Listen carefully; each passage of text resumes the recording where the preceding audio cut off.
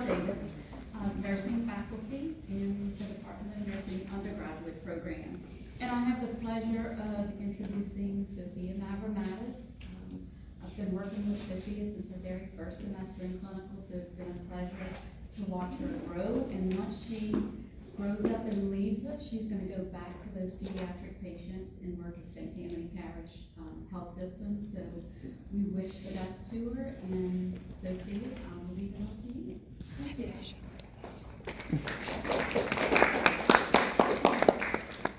Hi, like she said, I'm Sophia, and I'll be presenting on postoperative factors that improve the outcomes of neurodevelopment in infants who have undergone cardiac surgery.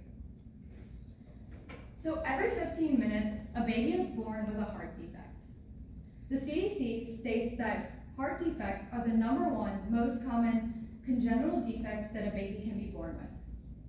And congenital defects are defects that form in utero, and a couple of examples are cleft lip, cleft palate, and clubfoot. So congenital heart defects are obviously defects in the heart. 25% of them are considered critical, which means that the infants will need surgery within infancy, like a couple of days after birth, up to about a year. And more infants are living through these surgeries each year because of advances in the surgical procedures. So some of the the critical congenital heart defects are Epstein anomaly, truncus arteriosus, tetralogy of Fallot, transposition of the great vessels, and hypoplastic left heart syndrome. Those are just to name a few. And some that aren't critical defects are the small ventricular septal defect and mild pulmonary stenosis. And like I said, because more infants are living past these surgeries, there's a little bit more focus on the post-operative care that goes into these babies. So 40 to 70% of infants that underwent these surgical repairs had neurodevelopmental delays that were found in childhood and adolescence. These were related to cognitive, neuropsychological, motor, behavioral, and emotional problems. This is because the timing of these surgeries take place in a period where the brain is undergoing rapid growth and development. And there's 3 phases that can be focused on in the care of these infants. That's the preoperative, intraoperative, and postoperative phases. I chose to focus on the postoperative factors because they're a bit easier to control than the ones before, which are focused on preserving the life of that baby. And it's a lot of more doctor-driven, like medical-driven things that nurses can't control as much. So what is the definition of neurodevelopment? Neurodevelopment after birth is a complex process in which neurons extend and form synaptic connections to define an individual's neurocircuitry. So basically the formation of the nervous system. And neurodevelopmental disorders are disorders that come about from the disturbance of the development of the central nervous system. And this can be manifested in problems with impaired motor function, learning, language, and nonverbal communication problems. So after their surgeries, the infants are transferred into the PCICU, which is the Pediatric Cardiac Intensive Care Unit. And here, many of the factors are easier to control than the home environment, but it's often difficult to, go away from the routine of the doctor's orders. And many of these factors in the PCICU can lead to pathological brain development. So we want to control these factors in order to promote optimal neurodevelopment. So what is optimal neurodevelopment? It is defined as the best possible developmental result for a child in terms of cognitive, language, motor, and socio-emotional responses. So the purpose of my project was to identify factors after a cardiac surgery that can affect neurodevelopment. It was also to provide a holistic approach that can be applied and advocated for by nurses, providers, as well as family. I wanted to improve the quality of life for this vulnerable at-risk population. So in order to find these interventions, I conducted a literature search where I put these, along with many other search terms, into the databases below, and each of these abstracts were reviewed in order to find the most relevant results, with the limitations that they were all in English, and then I limited the time originally to 2020, then 2018, and finally 2010. And some of the research is older due to no new research. And when reviewing these abstracts, I wanted to ensure that they were going to be quality abstracts. So I reviewed if they were from reputable journals, how often they were recited, as well as if they were peer reviewed. The theoretical framework that I chose to use in guidance of this study was the Swanson's theory of caring. This is a nursing framework that has 5 principles relating to empathetic and holistic care. These were knowing, being with, doing for, enabling, and maintaining beliefs. So all attitudes that a nurse can have toward their patient. And each of my interventions fits in some way, shape, or form into this care theory. So the first thing I want to look at is the normal sleep-wake promotion. So as we know, sleep is essential for neurodevelopment. It's essential for the brain. If you have a really bad night's sleep and you wake up the next day, you're probably not functioning at main capacity with your brain. It's the same for these infants. If they become sleep deprived, their brain will lose plasticity and they can have long-term neurodevelopmental delays from this. And infants have 3 types of sleep cycles. These are quiet, intermediate, and active.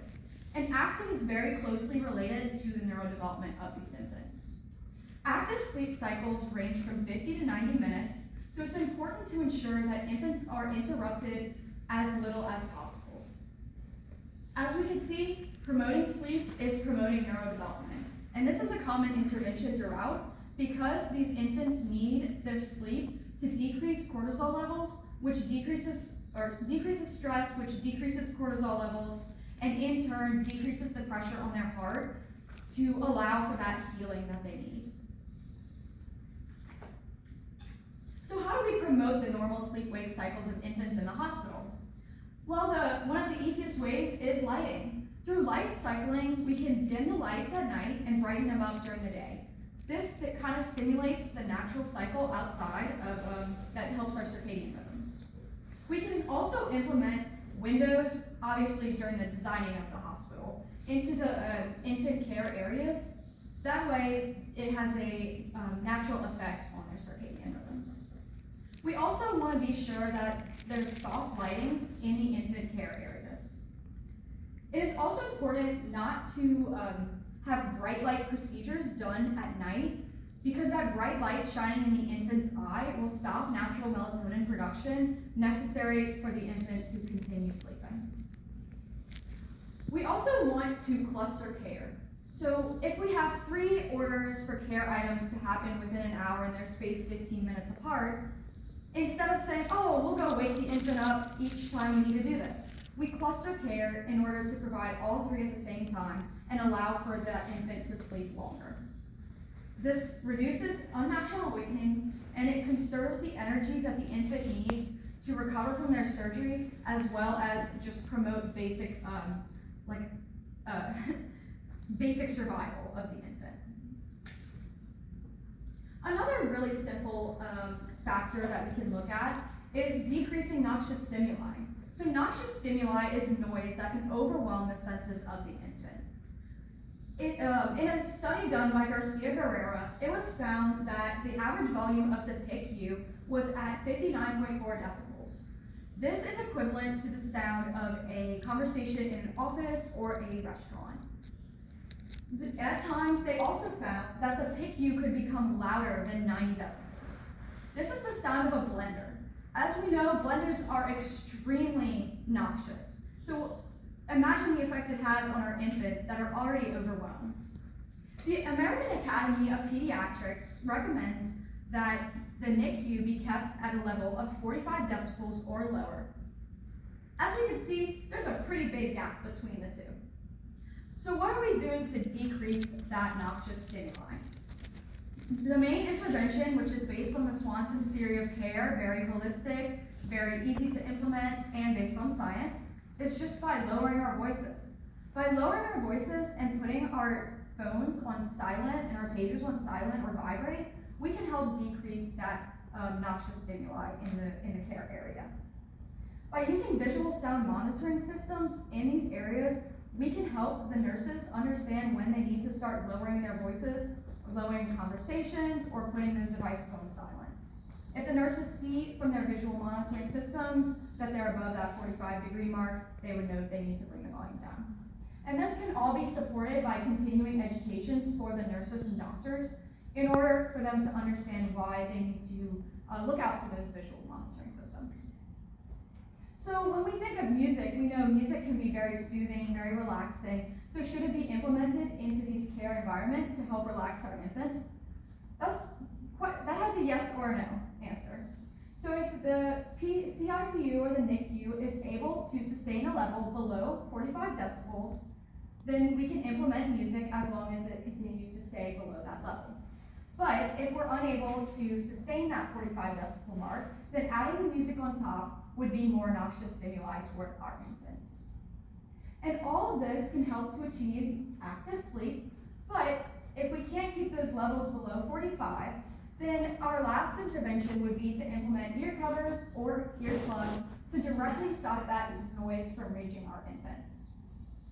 And like I said, we want to achieve this active sleep in order for the neurodevelopment of the infant to continue, as well as give them more time to conserve energy needed for necessary care and to promote those basic life functions.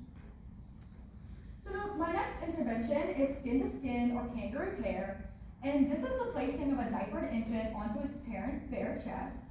And it's the same type of skin-to-skin contact that we use after birth to stabilize the infant's vital signs as well as promote parent-infant bonding.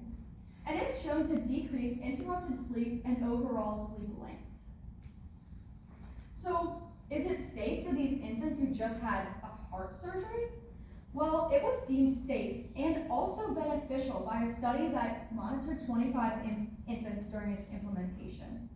It was also found feasible for infants requiring highly specialized care, which includes our cardiac infants.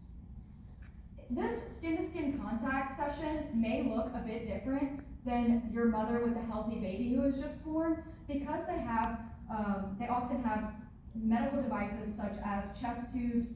They'll have sternal precautions for an open chest, multiple IV sites. They could be intubated, ventilated. They could have gastric tubes. So obviously, each session would have to be centered around that patient. So each one could look a little bit different. But that skin-to-skin contact would still be achieved. And how does it benefit our infants? It benefits them because during skin-to-skin contact, it was found that there was a release of oxytocin that decreases those stress levels and also turns on the autonomic nervous system, which helps to protect the brain from injury. After 30 minutes of skin-to-skin contact, it was found to decrease high cortisol levels in babies with a high baseline cortisol level.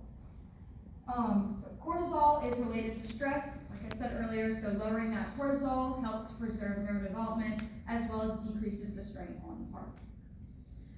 Infants undergoing skin-to-skin contact also had increased frontal lobe stimulation, which can help protect the neurodevelopment of these babies. It was also found that infants who used skin-to-skin contact had better rates of learning and a more responsive autonomic nervous system related to functions such as heart rate, respiratory rate, blood pressure, and digestion. And all of these are really important to regulate during that recovery period post-operatively. So the next intervention that I looked at was positioning of an infant. By mindfully positioning our infants, we can protect their neurodevelopment. The neurodevelopmentally recommended positioning is very similar to this baby. The baby would be positioned midline in their bassinet with their extremities flexed and their hands close to their face. They would also have containment around them in order to promote a secure environment. Babies will naturally kick around until they find their barriers, so having a soft barrier or a soft swaddle would help to decrease their stress levels. as well as promote security and the feelings that they're in a similar environment to their intrauterine environment.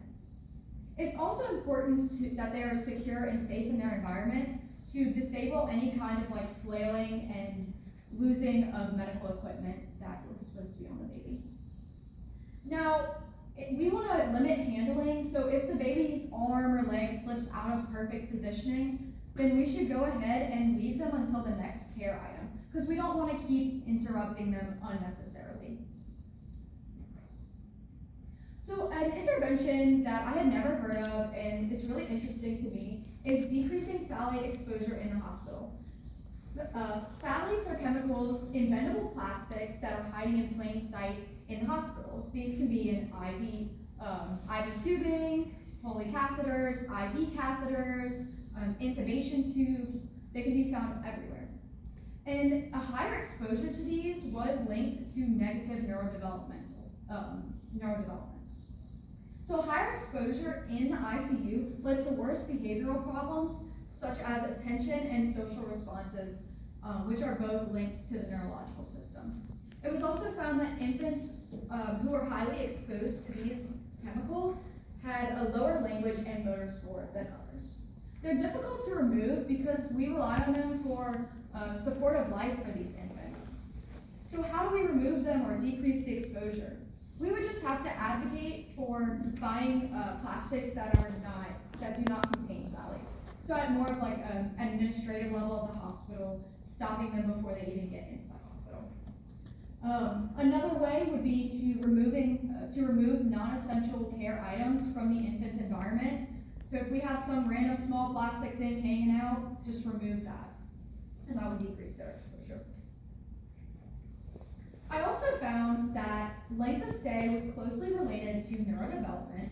20% of infants stayed in the hospital for longer than 2 months.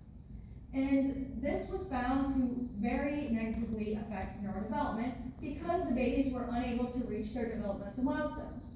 So if an infant undergoes the procedure within a couple of days of life and they stay in the hospital for 2 months, they are expected to meet the milestone of cooing to communicate and tracking things with their eyes.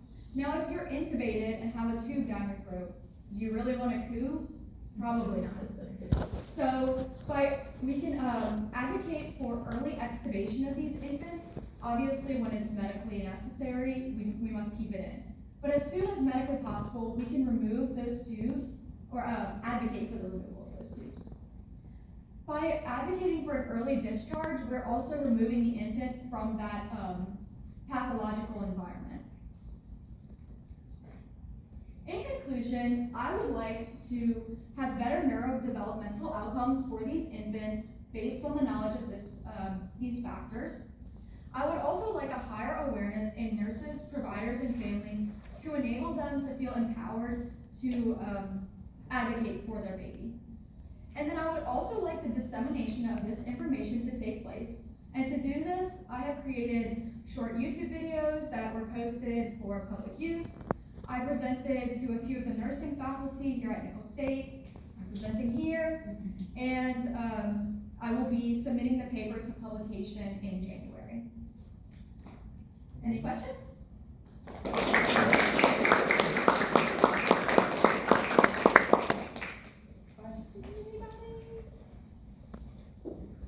How feasible do you think it is to make these interventions?